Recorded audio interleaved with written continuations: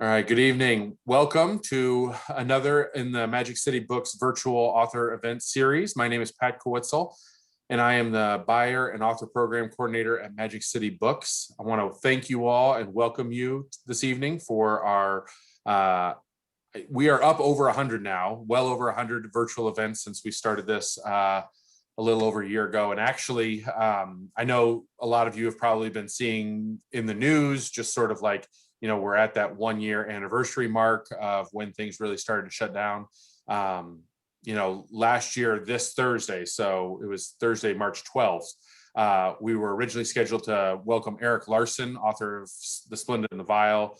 His previous book, The Devil in the White City, has been read by millions. And so we were going to do this great in-person live event. Eric Larson was going to talk to Mayor Bynum. We had a great crowd scheduled to be there, and everything changed, and then we had to switch. And luckily, our partners for the evening, Congregation B'nai Emunah, had some video stuff available, and we were able to do our very first virtual event. We didn't know how many we would be doing long term, but we did that very first one that night, and we've been doing them all virtually ever since. And so we do, the news seems to be hopeful these days that we're going to start to have more widespread vaccinations, and we're really hopeful that there may be some possibilities of gathering together in person this summer. So stay tuned and be able to see what may be happening there. But we certainly at Magic City encourage everyone that becomes eligible for the vaccine to be able to go and get it as soon as you can, and so that we can all gather together again in person. We have a wonderful schedule of upcoming events that are going to be virtual throughout the rest of the month into April and May. We're adding more of those events to the website every day, so magiccitybooks.com to see all of our upcoming events. We record all of our virtual conversations and put them on our YouTube channel, so check that out. You can just search Magic City Books on YouTube and catch any of our previous ones. This event with David will be posted tomorrow afternoon, probably. So be on the lookout for that and anything else that you may have missed. And then the last thing I just want to mention, just as a little housekeeping stuff, is that we will be posting links to buy David's book, Work Better, Live Better, in the chat tonight. And so those links will be there during the event in the chat, but you can also go to magiccitybooks.com and be able to kind of search through it that way and be able to purchase the book that way. We're going to be ordering all the books in kind of one bulk order. As the book comes from University of Massachusetts Press, it works just a little bit differently. And so we're going to be ordering all the books for the event tomorrow. And so just get your order in, and we'll get those back at the store or shipped out to you, whatever you prefer, later next week. So, all right. The last thing, I said it was last, but I have one more last thing, which just, we encourage you to post your questions for David tonight in the Q&A. It's in one of the, it's in the screen at the bottom if you're on a desktop computer or on a tablet. If you're on your phone, there's a menu that you can also go to and be able to post your questions in the Q&A. If you're joining us from Facebook, then just post your questions there on chat in Facebook, and we are in the comments, and we will kind of get those transferred over here to the event. So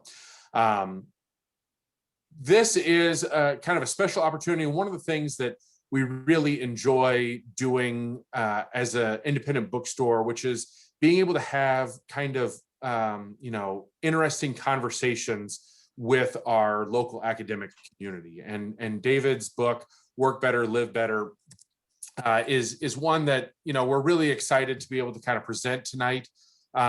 It traces the rise of motivational rhetoric in the workplace across the expanse of two world wars, the Great Depression and the Cold War. So I mean, it really is looking at the 20th century and how kind of work and life have been in balance or out of balance. And so we're going to learn a lot more about that. But I know that some of you may have been a former student or a current student of David's or John, our moderator tonight. But this is kind of one of the cool ways in which Magic City Books gets to continue to grow a conversation.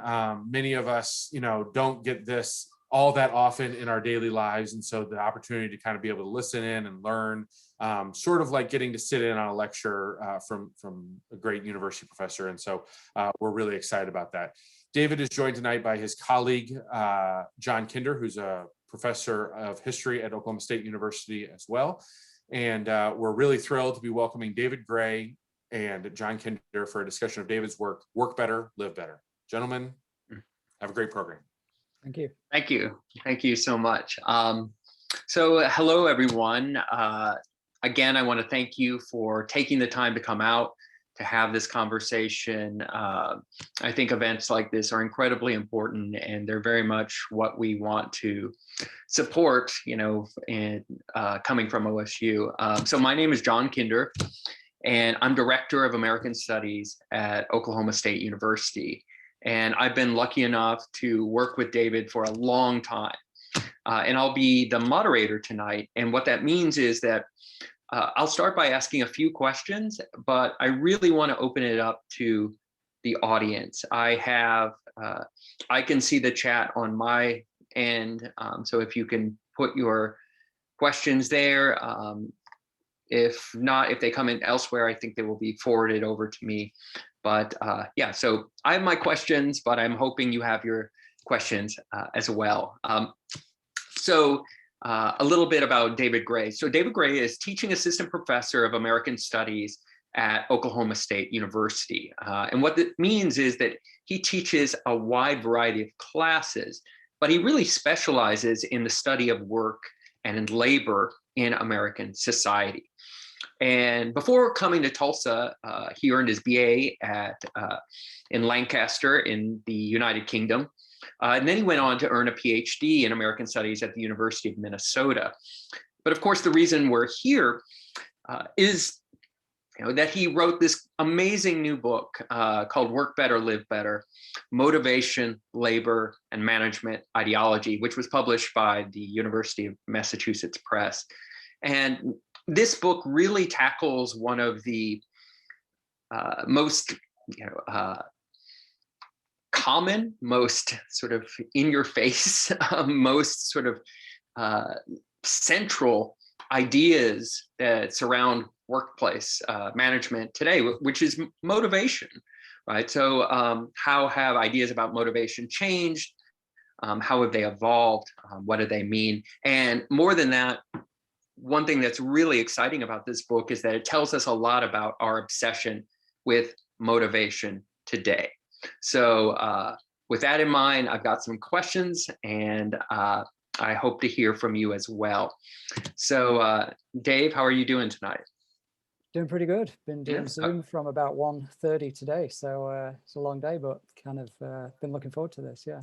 Okay, well, great. I have as well. So can you tell us a little bit about how you came to this project? I mean, what brought you to decide to write a history of motivation? Sure.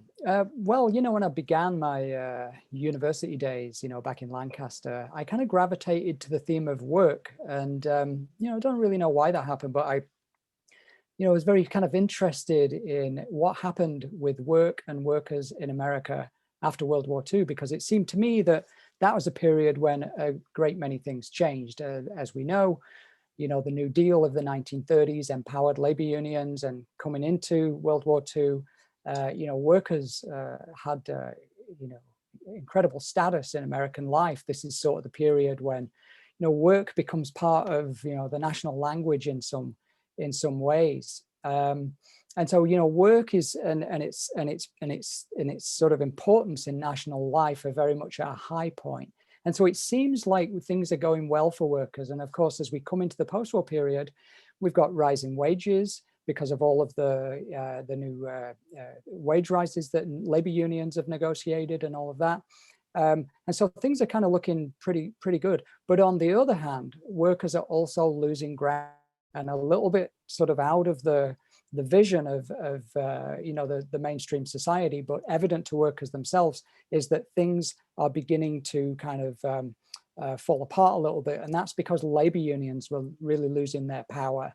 The business community comes in very big after World War II with all kinds of public relations campaigns and things like that to try and undermine unions and sort of, win status for itself. And so to your question, I was really interested in that, but then I was interested in how all of that went down in the workplace specifically. And I thought, well, let's look at propaganda, which I was really interested in, during World War II, and think about how management and its allies kind of got itself together to pump millions of dollars into all kinds of communication devices, from posters to films to leaflets to radio announcements, to try to kind of win, the war of ideas in America over what work should really mean, what its rewards were, and how it should kind of figure in national life. And so that's kind of where I began. Mm. And, you said win the war of ideas, which, seems quite different from this coercive notion of management control that we're kind of used to sort of seeing, right? That you either work or you're fired, or, you seem to be suggesting that there was a real effort to bring workers into this project, or at least this was part of the strategy. Am I getting that right? Yeah, that's right. So, I mean, in the early 20th century, which is where the book begins, management had a very different approach to all of this. At that time, they saw workers as little more than, replaceable tool parts, so if one broke, you just replace it, and so there's very little interest in trying to appeal to workers' psychology at that point. There were ad hoc efforts, to sort of show workers, films and illustrations and things like that.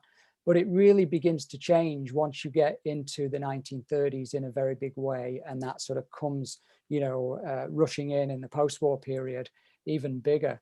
And the thing that changes really, or one of the big things that changes, is that in the 20s and then the 30s, management begins to think a little more seriously about psychology, that the worker kind of had a psychology, and workers' emotions as well. And it will seem silly today to think that this was kind of news, because we know that people have emotions.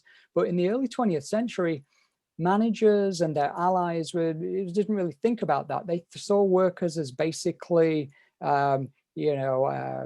antagonists to management. They weren't people who could be sort of won over with ideas. They were either going to be sort of controlled or not. And so, management was very much in the habit of, using force, very physically, very literally in terms of on the line, with these incredibly oppressive supervisors, or, sending in militias and things like that to put down strikes. And often, workers being killed and all of that. And so, yes, once we come into the post-war period, this sort of idea of, that things are going to be settled through a kind of communications war, that comes in a very big way. And of course, it's all kind of encouraged by the New Deal, because management looks around in the 30s and realizes, people are affected by popular culture, movies, all kinds of advertising of the 20s and all kinds of other things. And so by the time you get into the 40s and particularly the 50s, there's, it's all sort of broadly accepted in management that, workers can maybe be brought into the fold. And of course, one doesn't want to suggest that, all workers were somehow, convinced of all of these new management ideas about the economy and about who should run industry and all of that. But at the same time, there is kind of a big effort to do that. And unions after World War II become less resistant as well. In the early 20th century, they're constantly sort of duking it out with management. They believe in industrial democracy, as do many workers. The whole idea that, the industrial workplace and industrial society can sort of be remade in a more democratic fashion, and that workers can have real control of workplaces, control over production, the flow of production and things like that. But it all becomes very much different after World War II, as management realizes that communication and all kinds of cultural tools can be useful.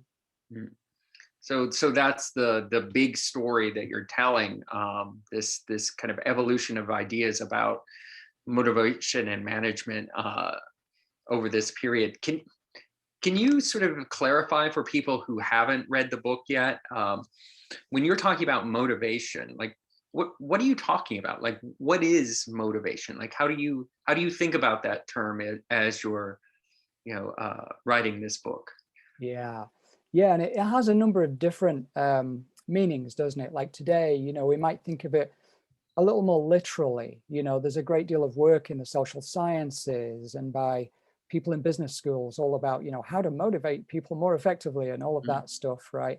For much of the period that I'm talking about, it had a kind of literal piece, but it was also, how to say, more to do with management itself. A lot of the materials that were being pumped out by employers and various management consultants, a lot of it was kind of to do with giving management a way of talking about itself, a way to tell its story, and a way to sort of promote its ideas about the economy and about you know, the role of, say, General Electric or General Motors in the community. So in some ways, what I'm talking about earlier on was a kind of advertising for the factory, as some people put it back then, or a kind of public relations for the factory.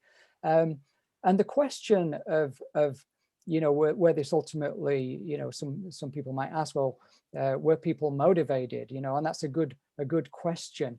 But it kind of had different meanings at different times. And so management could often win the war of ideas, or seem as if it was winning the war of ideas, without necessarily worrying too much over whether it had truly convinced X number of workers, because in the process of putting together all of its messages and all of that, it had kind of created a kind of dominant story in the workplace about work and what it meant and what its rewards were. And so, you know, back to your question, I mean, motivation kind of had different meanings over time. For some social scientists in the early 20th century, they truly were concerned about, well, how do we get workers to produce more and faster? And then a little bit later on, by the time you get to World War II, it becomes something else. It becomes about patriotism. A little bit later, it becomes about how do we bring workers into this consumer culture, you know? But there's never sort of a reliable way to track the figures, you know, so it's not quite that literal. Mm-hmm.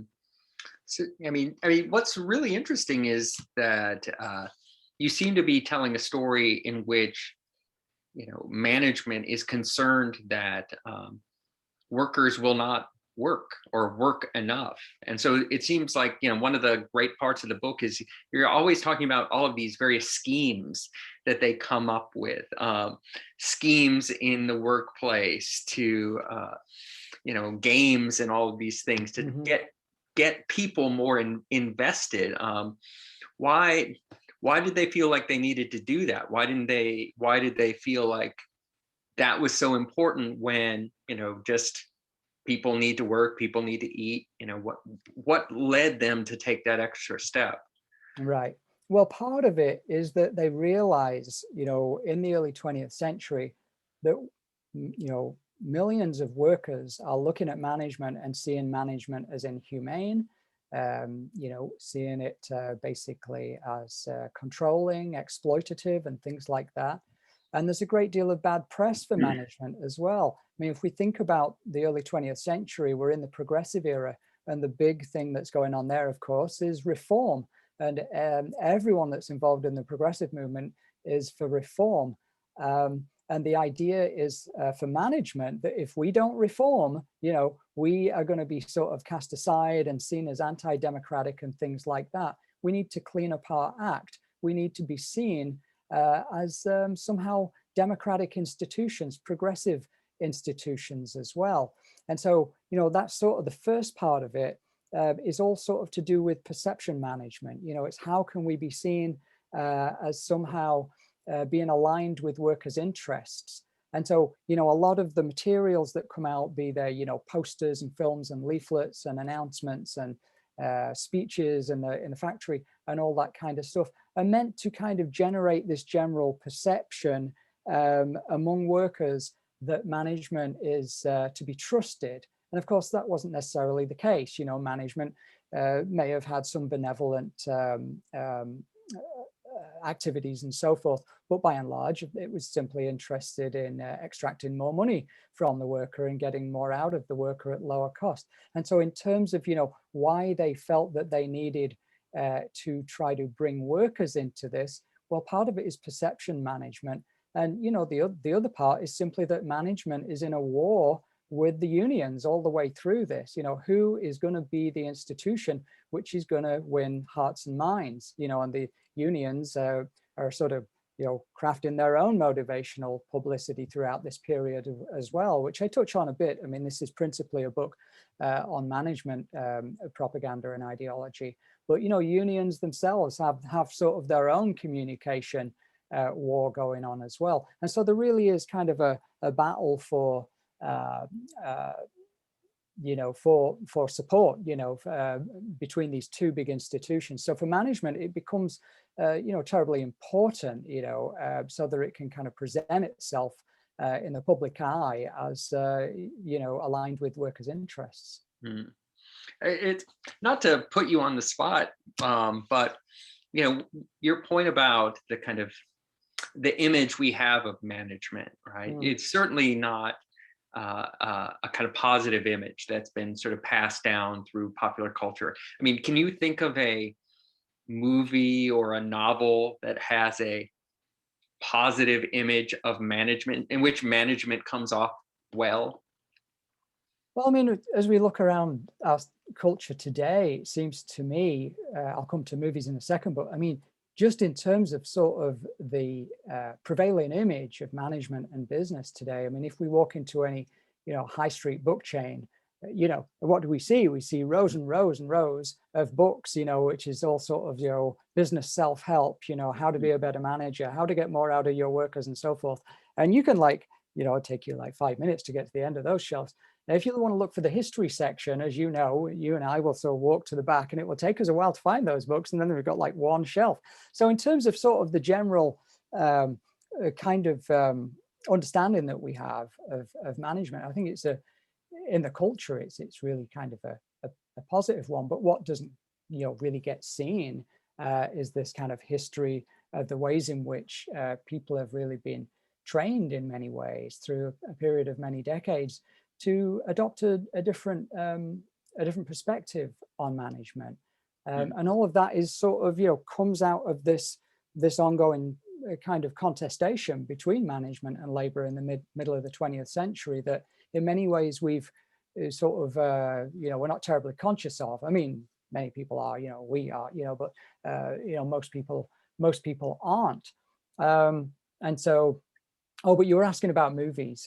This is sort of a movie question, right? So movies that depict management very positively. I mean, if you sort of go back, to the beginning of all of this, and you think about the first sound, the silent films, sort of like there's a great emphasis in the 20s, and it sort of carries over into the 50s in a funny kind of way. The corporation is kind of like the center of people's lives. If we look at a lot of those films from the 20s, if we sort of go to the films about the corporation in the 50s, it seems as if even though people are, often the characters are somewhat alienated and all of that, that big business is a real sort of like part of like what drives people's lives. And so in that sense, I think that's kind of carried over a little bit into the post-war period, and so, when, but what the piece that we don't see is that there's this sort of ongoing campaign in the workplace to sort of get people to identify with that. Yeah. That's, this is something we've actually talked about quite a bit, but, for people who aren't in academics, that, the people who are in academics, they haven't always been in academics. And before I became a professor, one of my jobs was at several places was as a night watchman, right? I was a security guard.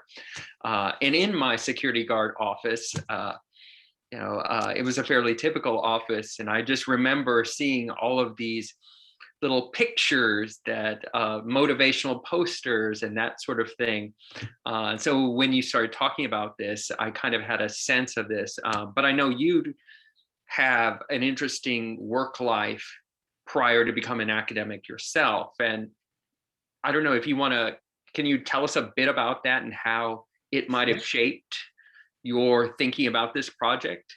Sure. Well, I kind of came into my teenage years and then my teenage years and my 20s, in the 80s. And of course, this is the Thatcher era in the UK. So one of the big things that was going on then, this is sort of the start of my work life, I was working on construction site. I mean, not doing construction myself, I was kind of helping engineers do things. But this is kind of a period in the UK where the Thatcher government comes in, and one of the things that it's really committed to is this effort to kind of train people to see themselves as in a kind of entrepreneurial light. To sort of break down the idea that people are members of a class. I mean, not in a good way, not to sort of just be nice to people, but to sort of try and win them over to this conservative ideology, which was rooted in individualism and the idea of personal success, and to try to get away from, the old kind of communitarian-based values that had been in Britain for a long time. So as I kind of came of age during that time and entered the workplace, doing these various kinds of jobs, I think I was kind of aware on some level. I honestly wasn't particularly thinking of any of this that carefully back then. I was sort of more interested in music and things like that. But, by the time we get to the 90s, kind of reflecting on it and realizing the changes that I'd lived through, I kind of think that in some ways that tracks on with what I ended up studying, so, those early experiences sort of gave me a sense of what it means when governments or those in charge kind of try to shape the prevailing ideas of the society. And I think that when I came to the US and I started going in this academic path, I thought, well, the 80s is the starting point, but it turned out not to be, and it ended up being sort of a 20th century book. But that was kind of somewhat formative. And then working in the hospital in occupational therapy and working in a record store in the 80s and things like that, and kind of I did see something of this new culture of motivation coming in some funny kinds of ways. I worked at Virgin Records, and they took us on like an away day weekend it was, and we all sort of saw Richard Branson, and it was all supposed to be a big deal, and it was he climbed upon this tent in the middle of the field, and everyone was like, well, and you look back and you think, oh, how embarrassing, but you were sort of looking at that experience at that time. I kind of realized that in some ways I was living through a bit of a new moment. The Thatcher government comes in, and from that moment, work and the idea of work and its rewards and what it could give you seemed to go through a series of changes, and I don't think it's quite been the same since. And so, yeah, those early experiences, I think in some ways did give me some kind of way into this project in a roundabout way. So, well, I have a number of additional questions for you, but we also have a question in the chat, and this comes from Bill Major, and he asked, and this was going to be one of my questions. He asked, talk about how this relates to today, and more importantly, has the pandemic changed the corporate culture of management motivation? No, great. So, yeah, my book sort of finishes off with an epilogue that kind of jumps from the history, sort of finish off in the mid 60s, I think, about 1970. And then I sort of jump into today a little bit. And some of the things that I talk about there are certainly we see them around us today. Gamification, is one of the big things. I think, you see management sort of using games in the workplace in a really big way, whereby workers will be kind of using devices and maybe earning badges and things like that for the amount of boxes that they fill or the amount of tasks that they complete and things like that. Self-tracking is, another big piece of this as well. If you work at a university, you work at a hospital, if you work in some kind of white collar domain, you're probably going to come across this. And so, but today, those are some of the practices that I think we see. But I think in terms of the ideology, I think we're in a moment where we've kind of gone into this strange period of where everything is to do with becoming yourself. You see these posters, discover the real you, follow your personal dream and things like this. And you see these in all kinds of workplaces. And all of that, I think, has got sort of integrated into the habits and routines of the workplace today, be it the corporation, be it the university, the hospital, and so on.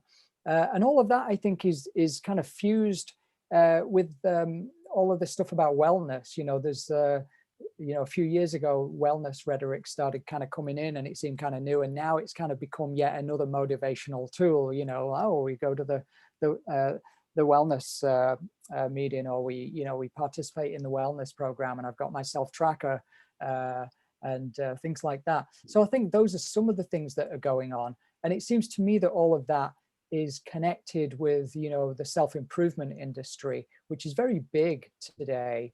In America, I think it's going to be projected to be about $13 billion annually in 2023, and worldwide it's almost $40 billion a year. And so you can kind of see that all of these things coming out of wellness culture, coming out of this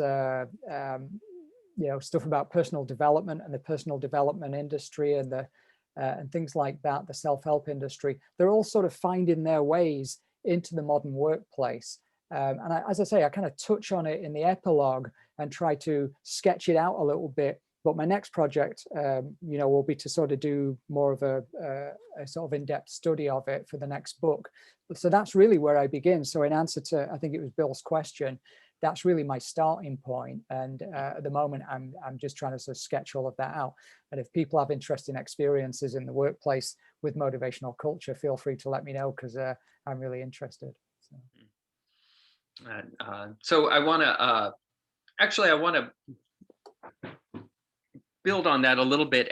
He asked about coronavirus and the pandemic, and that's something I wanted to know too. Like, has this last year of and thinking about the ways in which not only the government has responded to the pandemic, but the ways in which so many people have been encouraged not only to work from home, but to kind of remain motivated in all sorts of ways. Has that helped you think about your book in a new way, or I don't know, is this something that you've been thinking about as you've been reflecting on your book, like how it can help us think about this particular moment? Yeah, for sure. And I remember just as I was finishing off the book, and COVID was it's clear that COVID was kind of coming in, and I said, I sort of want to add some more, and then I had to kind of give up the manuscript because, and quite rightly, because you can't hold onto it forever. But I would have liked to have sort of treated COVID a little bit more in there. And one of the things that we saw as early as a week or two after we realized that COVID was sort of spreading through the United States, were all of these articles in the business press, how to keep your workers motivated, during the pandemic. And they come out really quickly. You've got Forbes magazine, you've got all of the other ones. And so it was kind of interesting to me that, this was going on at this sort of time of national crisis. And that's something that we see a lot of, I deal with this in the 40s, during World War II. We kind of see these big corporations coming out and in some ways kind of looking for their own self-interest at times when, you might expect or hope that they would be sort of joining the national effort or whatever. But I think in terms of the question, I think I'll be interested in trying to trace this industry in motivation as it is kind of forming in 2020 and in 2021 as well. And as you say, there's this incredible emphasis on everyone has to remain motivated, and the whole sort of productivity idea, where we constantly need to be remaining productive, is in some ways very troubling.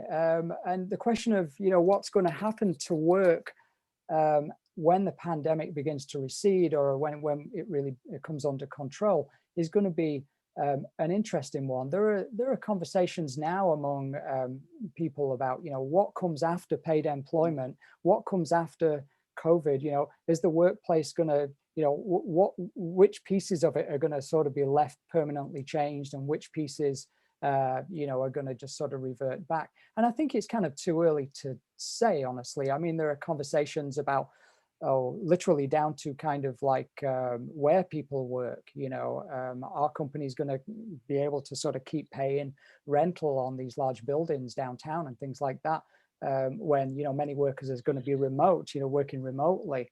And so we're going through a lot of changes. Now, I'm not quite sure yet how motivation is going to kind of ultimately respond to this, but I think that a couple of things, self-tracking for sure, and then also kind of a more prosthetic relationship between technology and the body.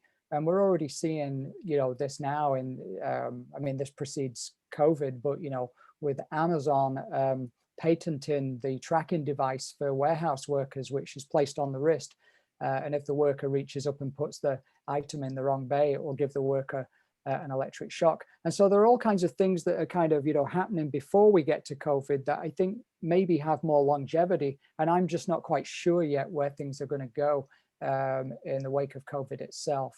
Mm-hmm. Well, I want to pass on a couple more questions, and I can see if I can combine them. So these are from Grace Arlen, and she seems to be interested in, well, I'll just read the first one.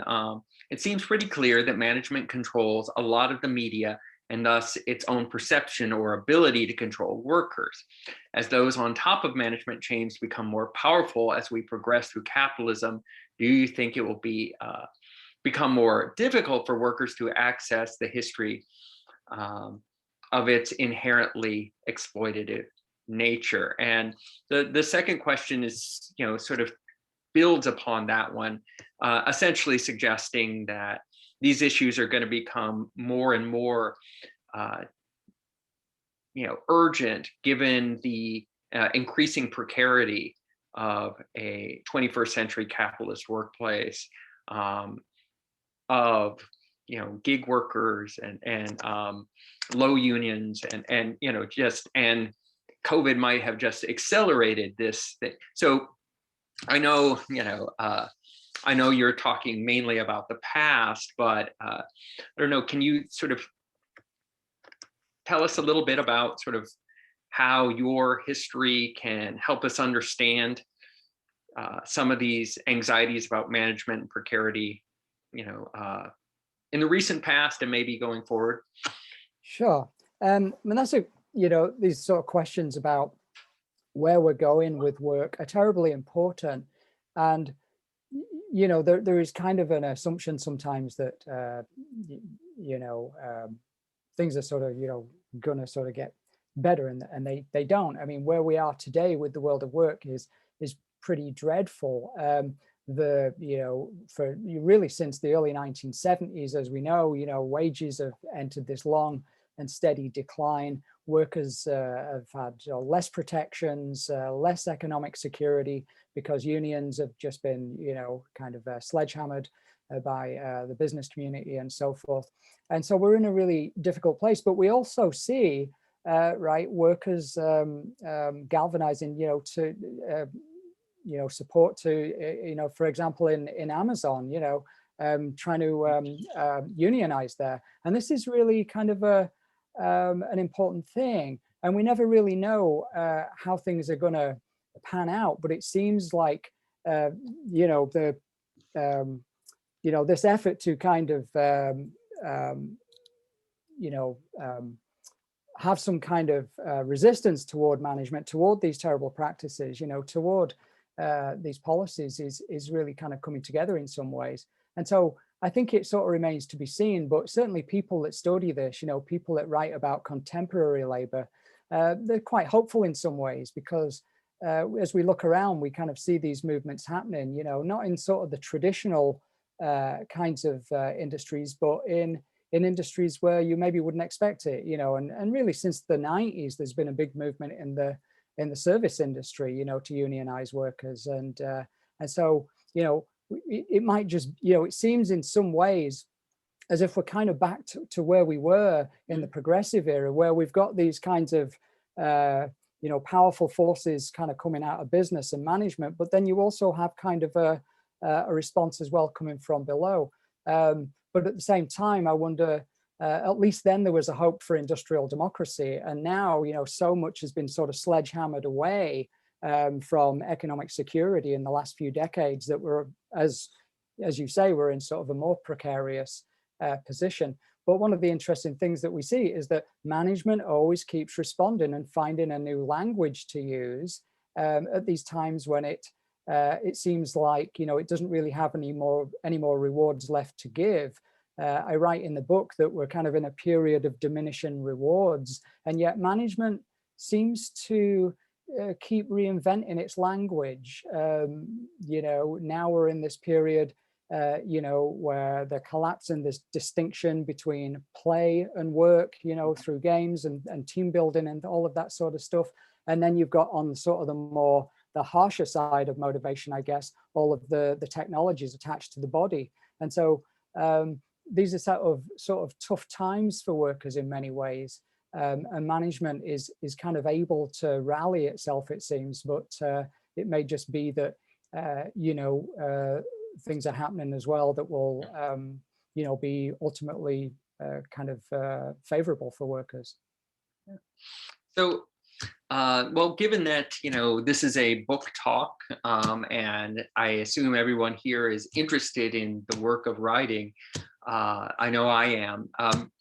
So I'm interested in, how all writers kind of learn their craft. And I was wondering, as you were writing this book, was there a certain author, a certain book that was especially important to you as you started to kind of think about how you were going to take all of this and put it together into a, concrete and coherent and urgent narrative? Yeah, there's always those standout books, right, that you sort of go to and think, oh, this is kind of tonally what I want to do, although it's on an entirely different topic or something like that. I tend to like these books that are, kind of critiques of positive thinking, So, there are books like, this came out really while I was writing the book, but Barbara Ehrenreich's book, Bright-Sided. Remember the subtitle is, it's something like, The Dark Side of Positive Thinking or something like that. And it's wonderful because she sort of goes into basically the contemporary motivational positive thinking industry, kind of maps it out and sort of shows, its problems. I like a lot of those books that are kind of, they're kind of written for a popular audience. They're not necessarily academic books, but they're sort of supported by a lot of research as well. So I find that to be kind of a book toward the middle or the end of the writing process that I kind of liked. In terms of in the earlier parts, there are a couple of books that basically touch on what I'm doing in a slightly different way. So something like Elizabeth Phones Wolf's book, Selling Free Enterprise, is a really great book which looks at the business community's effort to sell the public on its ideas. Sort of again, so from the 30s through the 50s. It goes into the workplace somewhat, but it's also sort of in the broader society, whereas I'm a little bit more in the workplace. But there are all kinds of books. Some of the books are like not books you would even think of, they're just kind of like oh yeah, I don't know, I'll think of another example in a minute, but yeah, no, go ahead. Next question. This is difficult. Because these books come from somewhere, and they're all additive, right? They all kind of, they are products of our life of reading and learning and so forth. Well, I know we don't have a lot of time left, so I want to allow other people to ask questions. But while we're waiting for them to come in, I do want to ask I guess a big question, maybe the big question of the book, which is on the very last page. I think in the next to last paragraph, you call this motivational project a sham promise. Right? You say motivation is a sham promise. And so what I wanted to know is, what do you mean by that? What do you mean it's a sham promise? And has it always been a sham? Okay, good question. So, when I say that, basically, So the idea is, right from the beginning of the book to the end, one of the consistent themes of motivational ideology is that, if you sort of believe in the idea that work is going to lead you to, success, is going to sort of lead you to personal progress, and things like that, that sort of idea goes all the way through the book. Now, there are times in the 20th century where you would sort of point to and say, well, it didn't work out too badly. I mean, if you look at the post-war period, there's quite a while, a good 15, maybe 20 years, where workers are doing pretty good because, their wages are tied to inflation. They're unionized, they've won higher wages. But that's down to the unions, though, not management. And management likes to sort of take credit for that in some ways.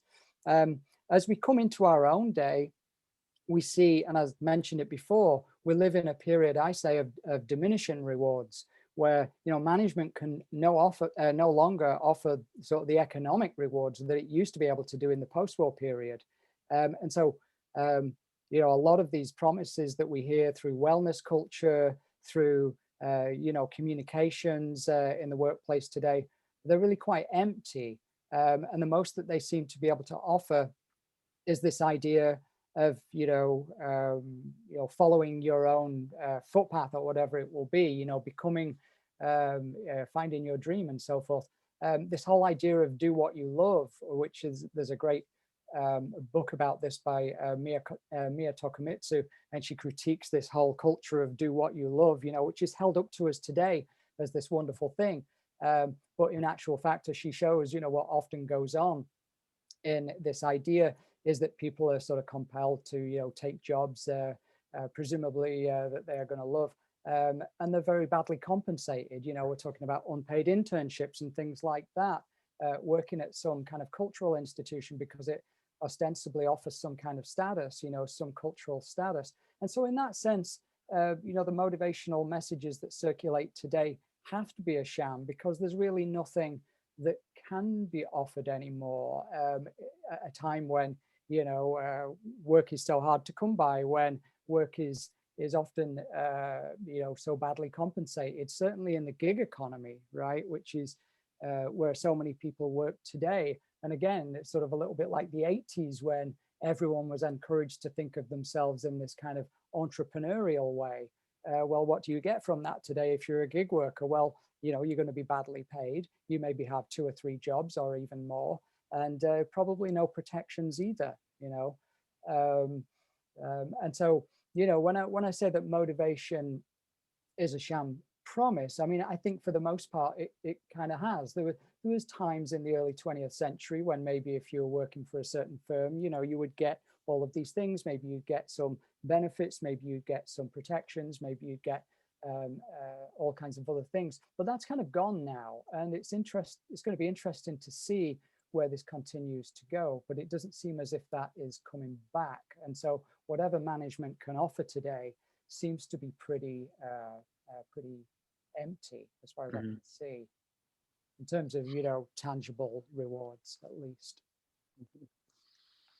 So do other people have any questions? I'm right now looking to see. I'm not seeing any. Well, in our little time left, I will ask. So, this book is about so many things, right? It's about work, it's about emotion, it's about sort of the ways in which psychology works itself into management ideology.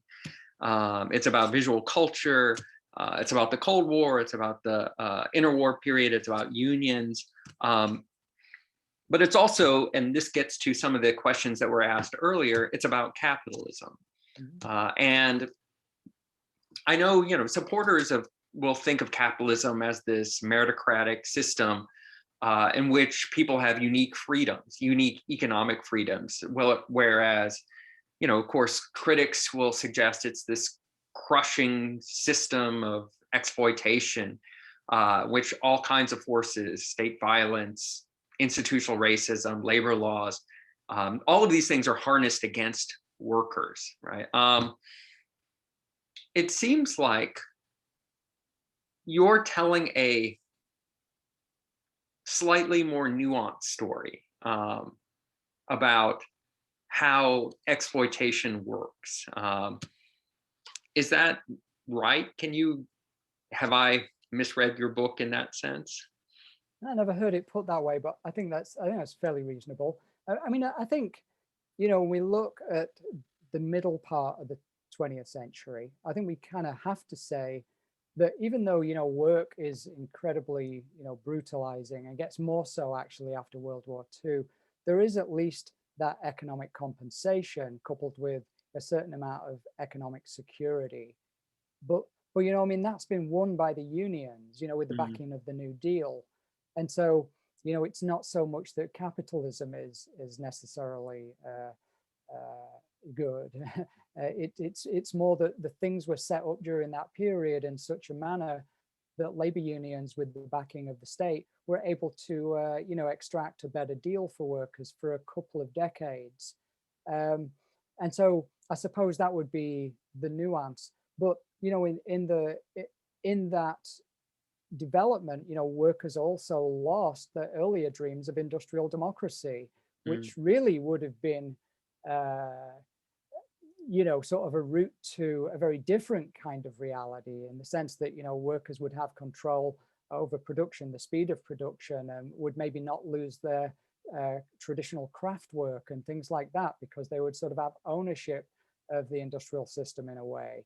And so, I think there are different moments in the history of work and motivation whereby it kind of, in some instances, there are kind of moments where things are a little bit more sort of on the democratic side, and then there are moments when, especially when management really begins to knock the legs out of the union movement after World War II, where it sort of goes the other way, and you end up in a place where you look around and you say, well, sure, this is sort of terrible.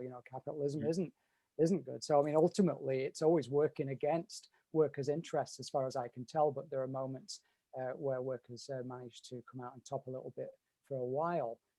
It'd be interesting to see sort of where it goes as we sort of go into post-COVID period, and with an eye on things like unionization at Amazon and things like that. So what are we supposed to make of the fact that the president of the United States, who was pretty much viewed by many on the left as very much a moderate centrist, if not rightist Democrat, is out today having signed a $1.9 trillion COVID bill, also going on, delivering these speeches in support of unions, such as the unionization efforts by Amazon workers in Alabama. Do you see, how does a moment like that fit into the story you're telling? Are we in a new moment, or do you see this as the same kind of accommodation that you described throughout the book? I honestly think it's kind of too early to tell. I've got an eye on all of that, but also it's interesting to see, in the hopes of the $15 an hour push clearly have been sidelined. Many people are very disappointed about that, obviously. So depending on, how you want to read it. I mean, on the one hand, you have everything that you just mentioned. You have to say that isn't nothing. That's something that we might not have expected from Joe Biden. At the same time, I think it sort of remains to be seen. I mean, he really has sidelined this $15 an hour push, which would have meant so much for workers. Some people are saying, well, they're just sort of shelving it for now because they couldn't get it into this bill. But you worry as we sort of go into the next few months that it's not going to come around again, and structurally that's a big deal. I mean, if workers' wages have already suffered so much, if there isn't some kind of effort to sort of recoup that and to sort of, and that $15 an hour was going to happen over a number of years as well. So if that's being sort of sidelined, then I think there's some definite, cause for concern. But, I do think it's interesting that he is signaling as well, support for Amazon workers and so forth. It would be nice to kind of see him come out even more boldly on that, and maybe maybe he will. But of course, the Democratic Party isn't Joe Biden. I mean, there's many other people in it and a lot of moving parts, and things are always kind of percolating. So we will see. So I guess I remain a little sort of hopeful, but also a little bit hesitant to get too excited. So we'll see. So final question, and I'll admit I've cribbed this from a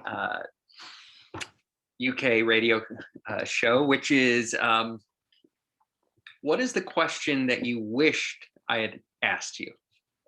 Oh, question you wished I asked. Well, that'd be, I know you've done some pretty good ones. Maybe, what about the work? Did you ask about the workers? What are the workers think of the posters? I thought you had sort of, so what did the workers think about all of this? This is always the one. This is the one that comes up, from, academic conferences, sort of give the talk, and then somebody will say, hey, it's interesting and all, but what did the workers think of all of this stuff, and I sort of have to explain, and so I guess my response to that is, and this won't, this doesn't go down well, with some people, but in some ways it almost didn't matter to management what workers thought, because the sort of conscious level was a little less important for managers than in, could they control sort of the dominant story in the workplace? Could they control the dominant story in the company magazines, in the community at large where they had their factories and so forth? So, from their perspective, the idea that workers needed to be convinced, or that they literally needed to have their minds changed, wasn't really that important. And they didn't really put a lot of effort into polling workers, every year, like about what they thought about management's messaging or anything like that. I think for management, it was more about themselves. It's like, we want to be able to tell a story about ourselves that kind of, sort of wins the day, and in the terms of this becomes sort of the dominant story, and consequently sort of the soup in which people swim, in the workplace. And so, what workers thought about it became a little less important actually as to them as time went by. And, it may well be that, many workers just sort of ignored all of this stuff and walked past it and just thought it was silly. Or I was always, waiting for the moment, looking through the boxes in the archive where I'd find the file, where management said, it's happening again. The workers have ripped down the posters overnight. What are we going to do? And it never happened. It will have happened, but I certainly never found anything. So I think a lot of the stuff that is put out there in these motivational campaigns throughout the 20th century, the thing to remember is it's quite in keeping with the dominant rhetoric in the society itself. Like I said, it's a kind of advertising for the factory. And so when workers saw a lot of these messages, they pretty much comported with what they would see in their daily lives, in magazines and in the movie theaters and everything else. And so it wasn't really something to fight against as much as it was just kind of, dominating the general feeling of the workplace. And sociologists in the 80s, begin to talk about this in a big way, that when managers kind of control the dominant story, and the rhetoric and the imagery of the workplace, they've sort of won half the battle, because, that's how they begin to sort of attune people's emotions, even subconsciously, to the prevailing messages. And I think that's sort of going on in the early 20th century and all the way through. And yes, many workers probably just completely ignored it, but nonetheless, it didn't stop management from creating this really big industry and motivation, which has sort of led us to where we are today, Well, I think we are out of time, but I want to thank everyone who has participated tonight. The book, of course, is Work Better, Live Better, Motivation, Labor and Management Ideology from the University of Massachusetts Press. And I will say, that even if you're intimidated about reading an academic book, this book is incredibly accessible, incredibly well written. Buy it as gift for your mom and dad, and they will buy it for your manager, buy it for your office, buy it for your boss at work. So, right. Well, my name's John Kinder, and I am the Director of American Studies at OSU. And we hope that you will attend more of these great talks with virtual talks with authors. So, thank you. This is goodbye. great. Thank you. Thanks.